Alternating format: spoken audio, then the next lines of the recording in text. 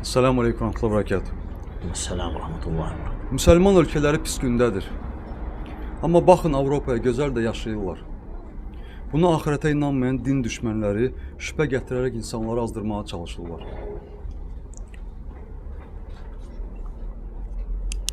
Müsəlman ölkələri pis gündədir, kim deyib ki onu? Bəzi müsəlman ölkələri, ola bilər orada döyüş var, orada yaxşı deyil vəziyyət. Kafir ölkələri ondan da pis gündədir. Neçə insanlar ölür, müharibələri bəyəm görmürsünüz öz aralarında və başlarına gələn müsibətlər, sellər, zəlzələlər baş verir onlarda, vulkanlar, tufanlar. Məyər bunları görmürlər onlar?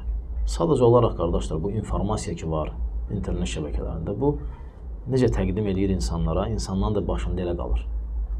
Müqayisə eləsək hələ, müsəlman ölkələri yaxşıdır. Kafir ölkələrində daha dəhşətlidir. Bu məsələnin hərbi tərəfi. Amma qaldı ki, mənəvi tərəfi, tərbiyəvi tərəfi. Bundan danışmaq lazım deyil. Uşaq dünyaya gəlib bilmir atası kimdir. Kafir ölkələrində. Ata bilmir ki, qız kimin yoldaşıdır. Deyir, bu təzədir. Bu oğlan təzə oğlandır. Müsəlmanlar da bilinir, əlhamdülillah.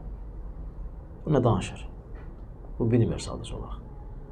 Təbii ki, belə söz ancaq inanmayan kafir bir qövm və ya onların hiləsinə aldanmış savadsız müsəlmanlar deyə bilər. Amma ağıllı, baxan hadisələrə düzgün heç vaxt belə söz işlətməz. Özlərinə yaxşı baxsınlar. Özlərinə yaxşı baxsınlar. Bəli.